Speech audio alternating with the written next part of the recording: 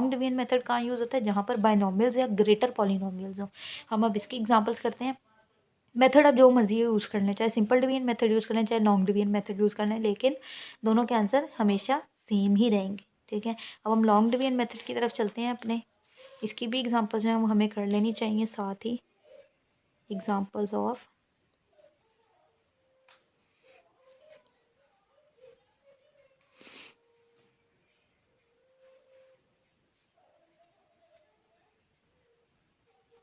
Long division method. अब हम examples करने लगे हैं लॉन्ग डिवीजन मेथड की।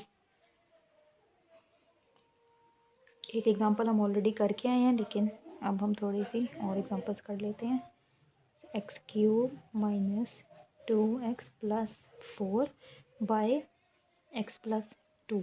ठीक है, तो मैं इसको थोड़ा सा क्वेश्चन फॉर्म में लेके आती हूँ। लुक, बड़ी टर्म को हमेशा अंदर रखते हैं, तो ये वाली टर्म बड़ी है। ठीक है, इसको अंदर रखना पड़ेगा। X cube minus 2x plus 4, इसको मैंने अंदर रखा, और ये स्मॉलर टर्म है, इसको मुझे बाय रखना पड़ेगा, एक्स प्लस 2। ठीक है, यहाँ पर मैं अपनी रफ वर्किंग करूँगी। अब मुझे पता लग गया है कि मेरे पास एक टर्म तो ऑलरेडी मौजूद है। ठीक है, हो गया। अब मुझे आंसर में क्या चाहिए, मुझे आंसर में मैंने सिर्फ एक वेरिएबल को देखना है, यहाँ पर भी एक वेरिएबल। मुझे सबसे पहले क्या चाहिए, यहाँ पर मुझे चाहिए एक्स क्यूब होना चाहिए मेरे पास। मुझे पता लग गया कि मेरे पास आंसर में एक्स क्यूब आना चाहिए जी। ठीक है, फिर मुझे यहाँ पर दो टर्म्स चाहिए थी ना, दो टर्म्स में से एक टर्म तो मेरे पास है एक्स।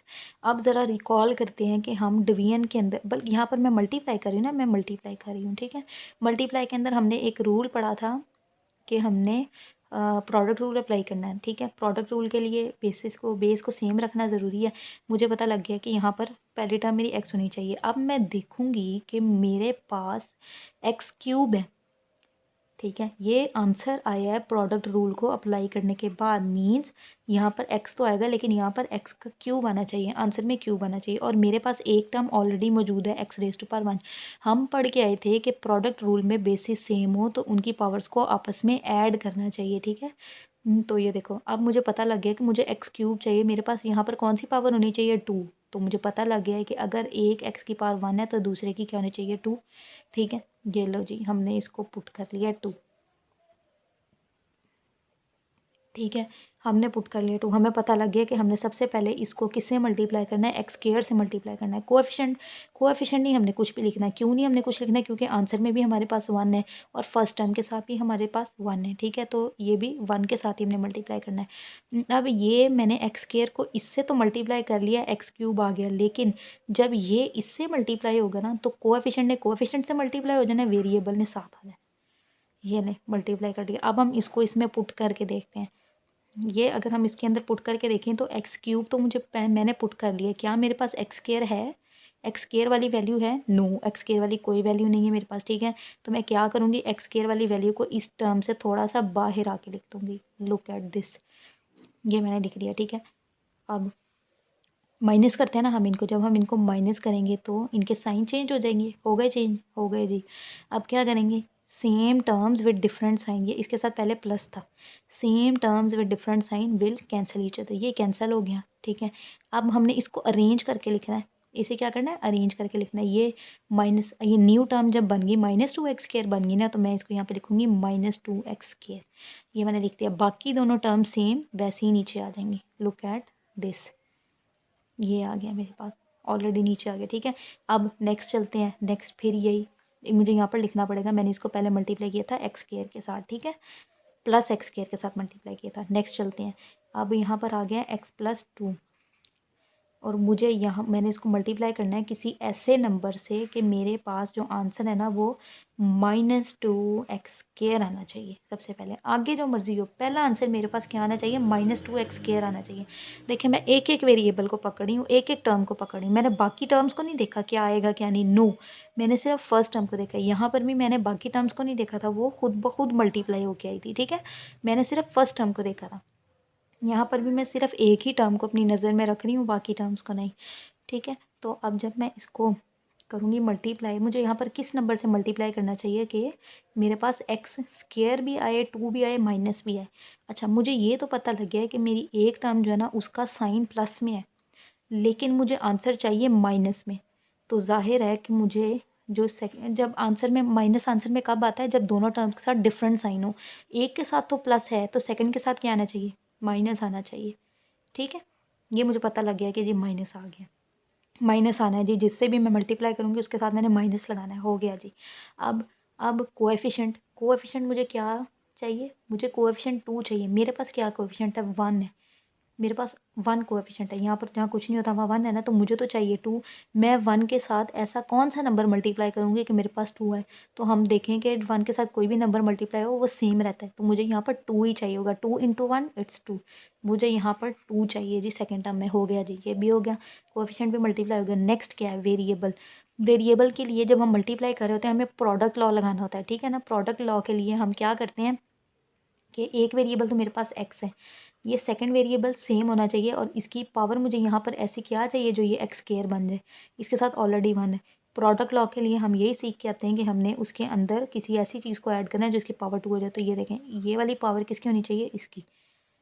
ठीक है, तो मुझे पता लग गया है कि मैंने यहाँ पर इसके साथ x को मल्टीप्लाई करना है। सेकेंड टर्म मुझे मिल गई है, -2x मिल गई। अब ज़रा इसको मल्टीप्लाई करके देखते हैं। Plus into minus it's minus, 2 into 1 it's 2, x into x is x square. हो गया ना मल्टीप्लाई, हो गया।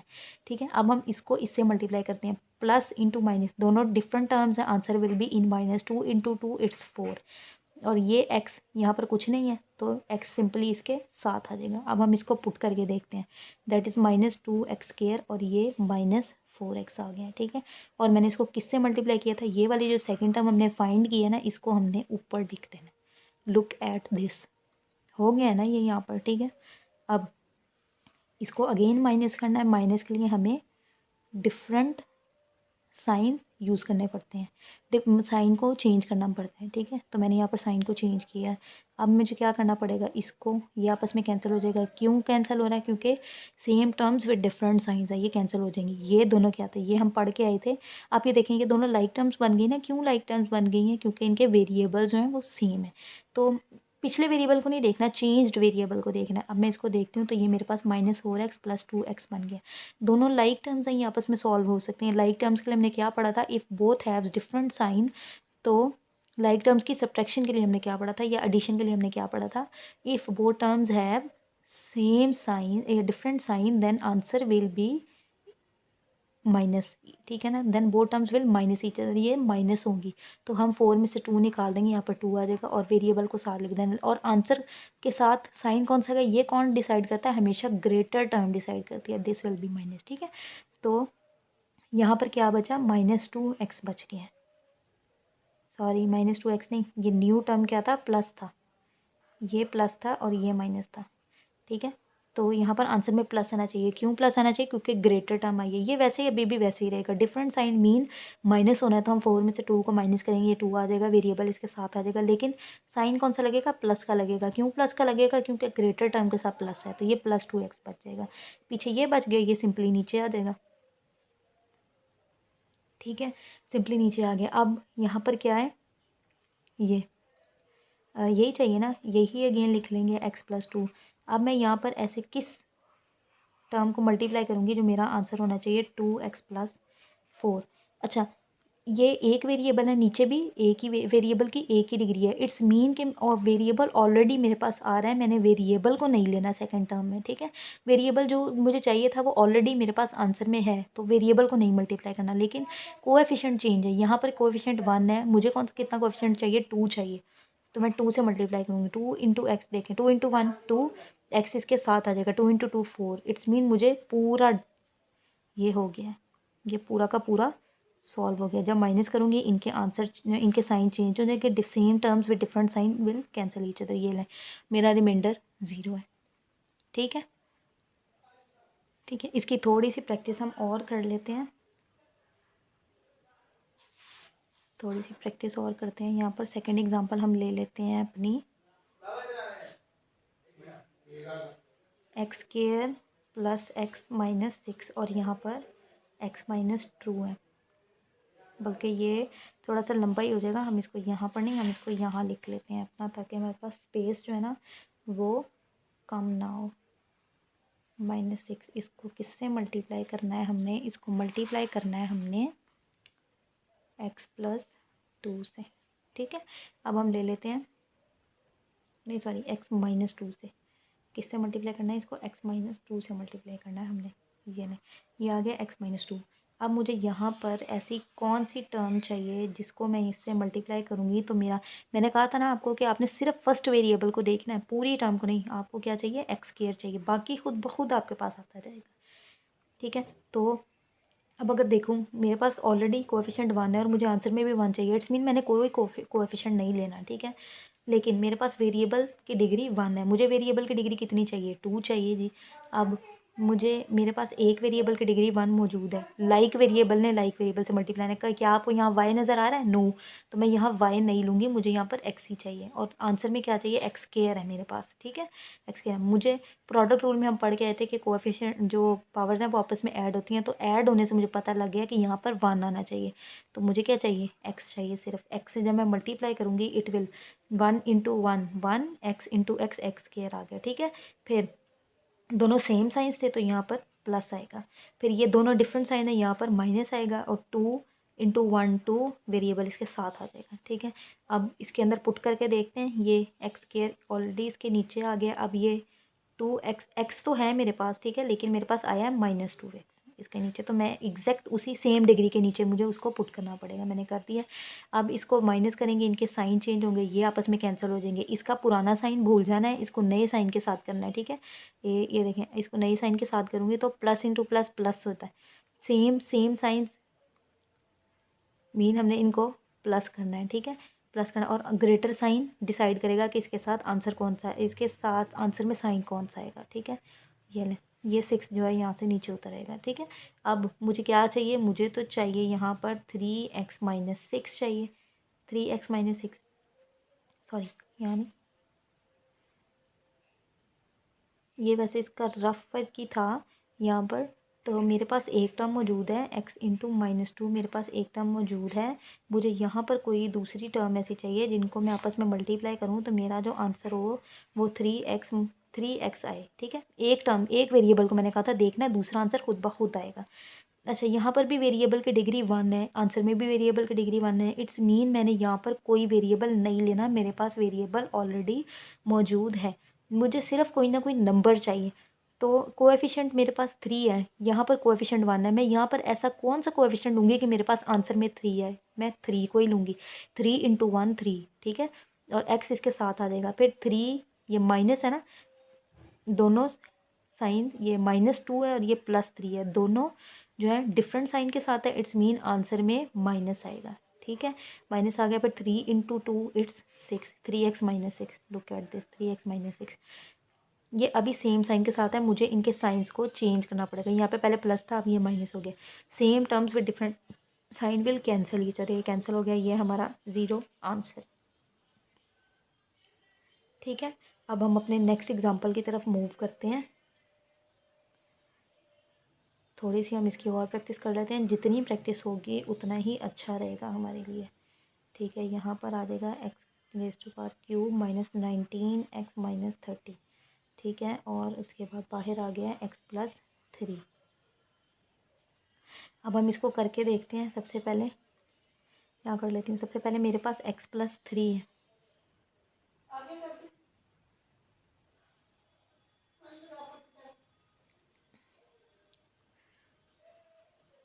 अच्छा, ये सारा का सारा वैसे गंद सही लग रहा है इसको, ये और ये रफ वर्क है हमारा। ठीक है, ये क्या है?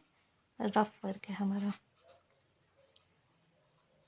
और ये हमारी एग्ज़ाम्पल नंबर 1 थी, ये हमारी एग्ज़ाम्पल नंबर 2 थी, और ये हमारी एग्ज़ाम्पल नंबर 3 है। ठीक है, हम इसको नेक्स्ट पेज के ऊपर ही सॉल्व करते हैं। यहाँ पर इसका हम यहाँ पर लिख लेते हैं इसको अगेन, थोड़ा सा क्लियर रहेगा हमें। x³ -19 x-30।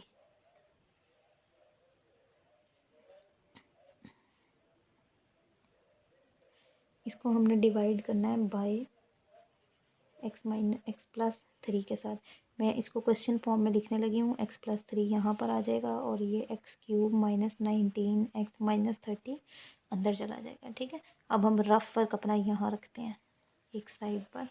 हम यहाँ पर लिख लेते हैं, ये हमारा रफ वर्क है। ठीक है, अब मुझे क्या चाहिए, मेरे पास एक टर्म मौजूद है x+3। मुझे यहाँ पर कोई ऐसी टर्म चाहिए, एक वेरिएबल मैंने आपको लिखने के लिए कहा है, आपने सिर्फ एक वेरिएबल लिखना, बाकी सब कुछ खुद ब खुद आ जाएगा। ठीक है, मुझे यहाँ पर कोई ऐसी टर्म चाहिए कि मेरा आंसर जो है वो 3 हो जाए। देखते हैं कोएफिशिएंट को, मेरे पास आंसर में भी कोएफिशिएंट है और मेरे पास ऊपर फर्स्ट टर्म के साथ कोएफिशिएंट है, कोएफिशिएंट सेम है। इट्स मीन मैंने यहाँ पर कोई कोएफिशिएंट नहीं लेना, मुझे चाहिए वेरिएबल। क्यों वेरिएबल चाहिए, क्योंकि वेरिएबल की डिग्री सेम नहीं है। अच्छा, मेरे पास प्रोडक्ट रूल में हमने पढ़ा था कि वेरिएबल की डिग्री जो है वो आपस में ऐड होती हैं। ठीक है, मेरे पास 1 तो है, लेकिन मेरे पास मुझे उसको 3 करने के लिए यहाँ पर सेम वेरिएबल विद 2 लिखना पड़ेगा। ठीक है, क्यों, क्योंकि प्रोडक्ट रूल में हमने पढ़ा था if bases are same then powers will add.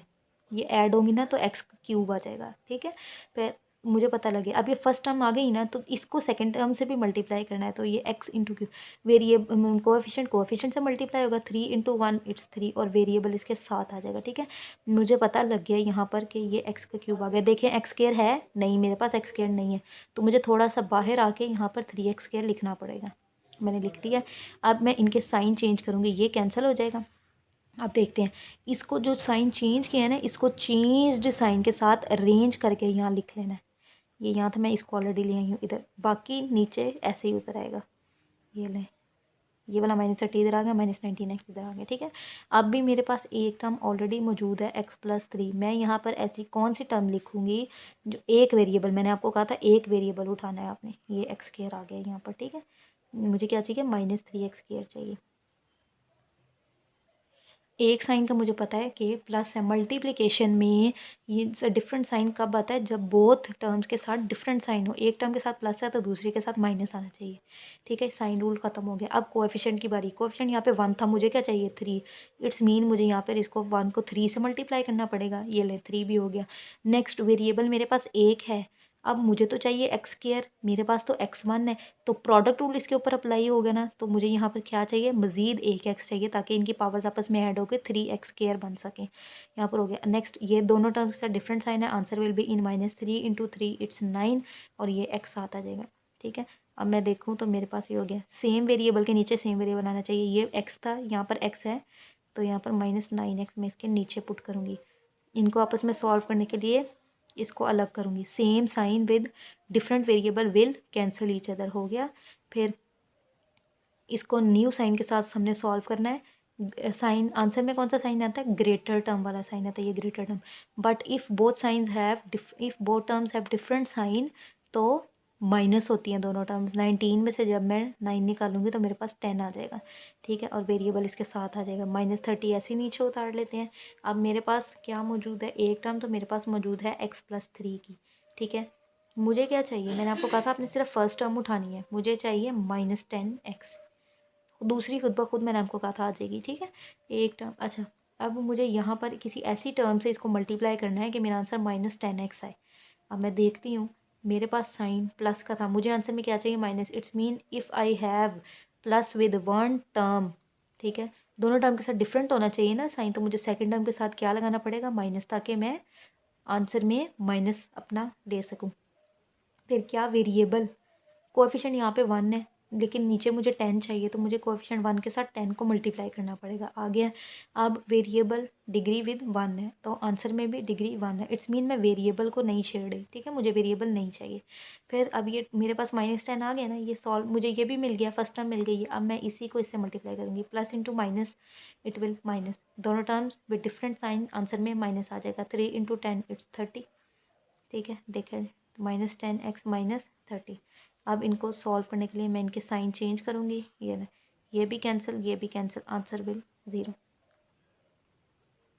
ठीक है,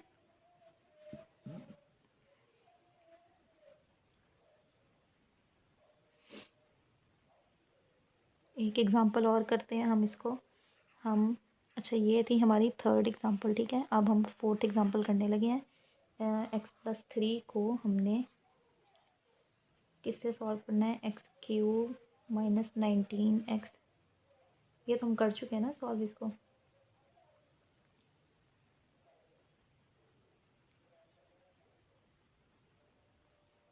x³ -14x।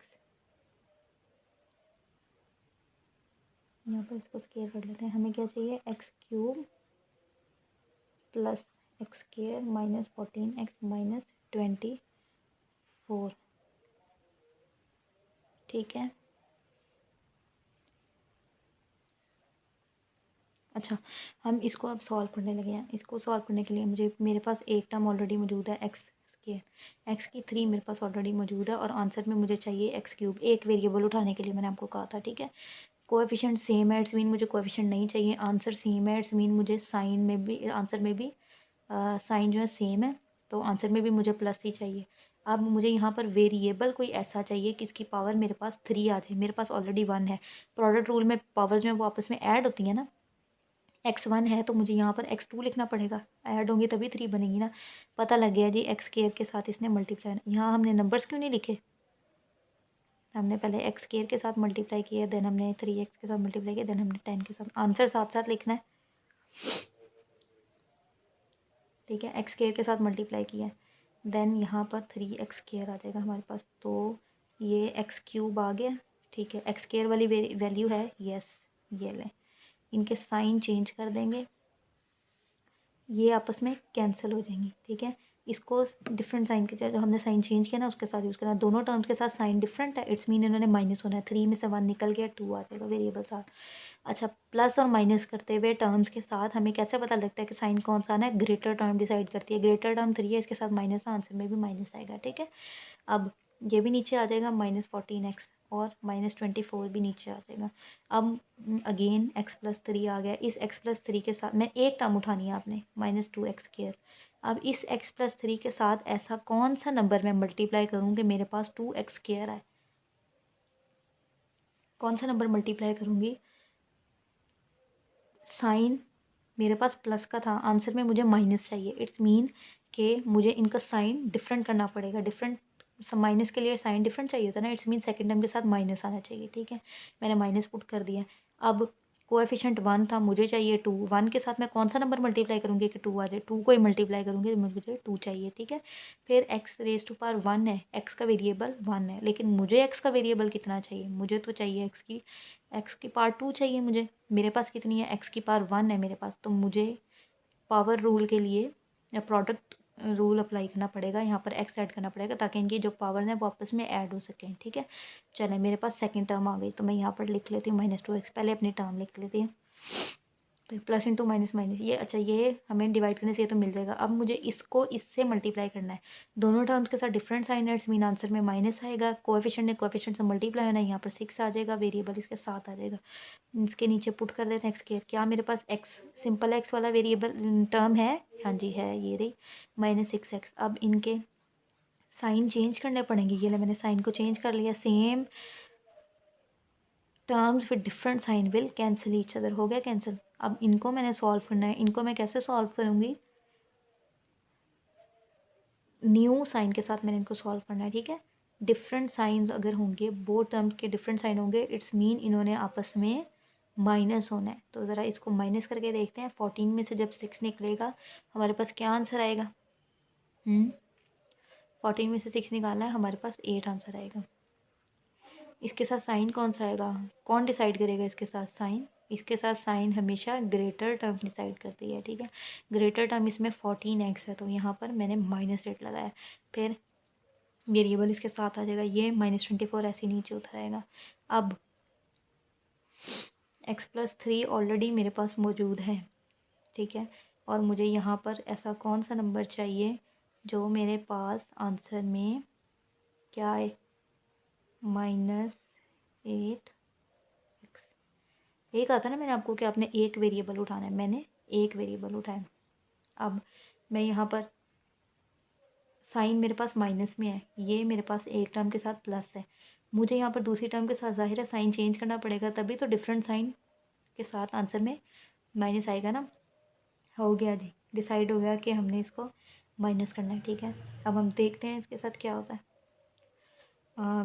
कोएफिशिएंट की बारी, अब साइन तो डिसाइड हो गया, कोएफिशिएंट की बारी। यहाँ पर 1 है, मुझे यहाँ पर ऐसा कौन सा नंबर लिखना पड़ेगा जो मेरा आंसर जो है वो आंसर में कोएफिशिएंट मेरा 8 हो। मुझे 1 के साथ ज़ाहिर है 8 को ही मल्टीप्लाई करना होगा ना, तो मैंने 8 को ही मल्टीप्लाई किया है, ठीक है। जब मैं 8 को मल्टीप्लाई करूँगी 8 इंटू 1 8, वेरिएबल साथ में आ जाएगा इसके, ठीक है। फिर ये दोनों टर्म्स के साथ डिफरेंट साइन है, डिफरेंट साइन मीन्स के आंसर में माइनस आएगा, ये ना माइनस, तो 8 इंटू 3 इट्स 24, ठीक है। ये मेरे पास आ गया है ना, तो मैंने इसको यहाँ पर -8x - 24 पुट किया। डिवाइड करने के लिए हमें इनके डिवाइड करने के लिए हमें यहाँ पर इनके साइंस को चेंज करना पड़ता है, क्योंकि हमने इसको सब्ट्रैक्ट करना होता है। जब इनके साइन चेंज होंगे, ये plus same sign with different same terms with different sign will cancel each other, तो ये रिमाइंडर मेरे पास 0 आ जाएगा, ठीक है। अच्छा, लाजमी नहीं होता कि मेरे पास रिमाइंडर 0 है, ठीक है। हो सकता है कि ये x+3 है ना, x+3 से मैं इसको डिवाइड कर रही थी, x+3 से मैं इसको डिवाइड कर रही थी ना, हो सकता है कि मेरे पास यहाँ पर रिमाइंडर में सिर्फ 3 आ जाए, यहाँ पर रिमाइंडर में सिर्फ 3 आ जाए, ठीक है। तो अब ये जो रिमाइंडर मेरे पास बचा है, ये इससे जिससे मैं इसको डिवाइड कर रही थी छोटा हो गया ना, वेरिएबल नहीं बचा, ठीक है। तो मैं रिमाइंडर ही अपना लिख दूँगी, रिमाइंडर ही मेरा आंसर होगा, ठीक है। अच्छा, यहाँ पर हमने ये नहीं लिखा, ये -8 आना था, वही आंसर होगा। फॉर एग्ज़ाम्पल अब यहाँ पर अगर मैं इस x² से डिवाइड कर रही होती, लेकिन आंसर में मेरे पास x बच जाता, ठीक है। तो जिससे मैं डिवाइड कर रही थी, अब वही हमारे आंसर से छोटा हो गया, तो डिवीजन जो है इससे आगे जो है वो कैरी ऑन नहीं कर पाएगी, हम इसको यहीं पर ही रोक देंगे, हमारा एक रिमाइंडर आ जाएगा बस। ये जो होता है ना, ये होल होता है और ये रिमाइंडर आ जाएगा इसका। अच्छा, जब हम सिंपली डिवाइड करते हैं ना, लाइक अगर मैं आपको कहूँ कि हम 8 को डिवाइड करते हैं, नहीं 8 को भी नहीं, बल्कि हम 9 लिख लेते हैं यहाँ पर, ठीक है। होल वाला कॉन्सेप्ट आपको समझा देती हूँ। ये हमने 9 लिख लिया, तो 2 इंटू 2 4 8 आ जाता है, और रिमाइंडर हमारे पास 1 आ जाता है, ठीक है। रिमाइंडर हम लिखते हैं 1, यही वाला कॉन्सेप्ट यहाँ पर है, देखें, जिससे मैं डिवाइड कर रही थी, अब मेरा रिमाइंडर ही उससे छोटा हो गया, तो ये मैं आगे डिवाइड नहीं कर सकती। हम इसको किस तरह लिखते हैं, हम इसको लिखते हैं 4 होल, ठीक है, और फिर रिमाइंडर ऊपर, देन इसको नीचे, ठीक है। हम अलजेब्रिक टर्म्स में भी इसको ऐसे ही लिखते हैं, अलजेब्रिक टर्म्स के लिए भी हम इसको ऐसे ही यूज़ करते हैं। फॉर एग्ज़ाम्पल, अगर ये x³ था और यहाँ पर बल्कि रिमाइंडर तो इस तरह हमारा नहीं बचेगा, हाँ बच रहा x⁵5 थी, बल्कि x⁵5, और यहाँ पर मैं नहीं, y भी नहीं आएगा बस। अच्छा, अगर मैं इसको सिंपली 1 के साथ, मैं आपको 1 के साथ समझाती हूँ, अगर मैं इसको सिंपली 1 से मल्टीप्लाई करूँ ना, तो x³ इंटू 1 इट्स x⁵3, ठीक है। यहाँ पर मैं 2 लिख लेती हूँ, यहाँ पर मैं 5 लिख लेती हूँ, यहाँ पर मैं इसको 2 से मल्टीप्लाई करती हूँ, 2 इंटू 2, यहाँ पर 4 आ जाएगा, x⁵5, यहाँ पर भी 5 लिख लेते हैं, यहाँ पर भी 5 लिख रहे हैं, ठीक है। बस एक कॉन्सेप्ट ही आपको समझाना है इसके अलजेब्रिक एक्सप्रेशन के साथ। जब मैं इसको मल्टीप्लाई करूँगी, कोएफिशिएंट से मल्टीप्लाई हो जाएगा, ठीक है, और वेरिएबल इसके साथ आ जाएगा, सेम सेम बेसिस है ना, सारी सेम टर्म्स हैं, तो मेरे पास यहाँ पर क्या बचेगा, मेरे पास 1x² रिमाइंडर में बचा है। जब मैं 1x⁵5 रिमाइंडर में बचा है, जैसा जो काम हमने होल वाला यहाँ पर किया है ना, हम वही होल वाला काम इसके साथ भी कर सकते हैं, ठीक है। अब इसके अंदर रिमाइंडर ये है ना, x⁵5 रिमाइंडर मेरे पास ये है, तो और होल मेरे पास ये होल नंबर होगा हमारा, ये होल नंबर होगा हमारा, ठीक है। और इसके बाद जो रिमाइंडर बचा है वो यहाँ पर ऊपर आ जाएगा, और ये यहाँ पर ये जिससे हम डिवाइड कर रहे थे, ये नीचे आ जाएगा। तो ये वाला काम जो है हम वो इसके साथ भी कर सकते हैं, ठीक है। ये थी हमारी आज की एग्ज़ाम्पल। अब आपने क्या करना है, एक क्वेश्चन आपके लिए मैं लिख देती हूँ, आपने इसको सॉल्व करना है। अगर आप ये सॉल्व कर लेते हैं ना, इट्स मीन आपको डिवीजन अच्छे तरीके से आ गई है। ये आपके लिए प्रैक्टिस क्वेश्चन है,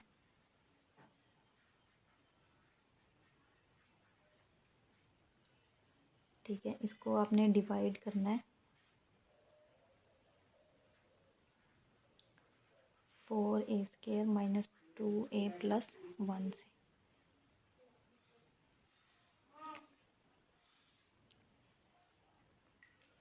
अब हम इसकी जल्दी से क्विक रिवीजन कर लेते हैं।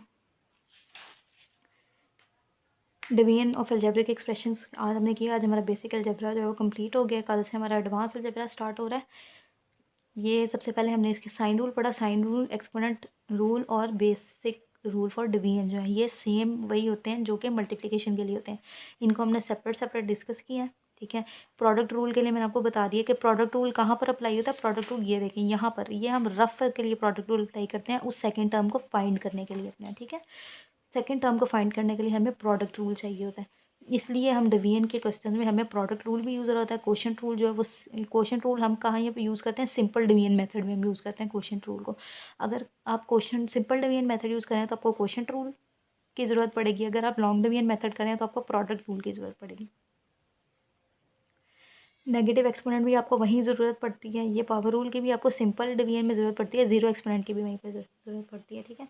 डिवीजन जो है आप एडवांस अलजेब्रा में हर किस्म के करेंगे। ये लॉन्ग डिवीजन वाली भी करेंगे और दो वाली भी करेंगे। सिंपल डिवीजन मेथड भी आप करेंगे अपने।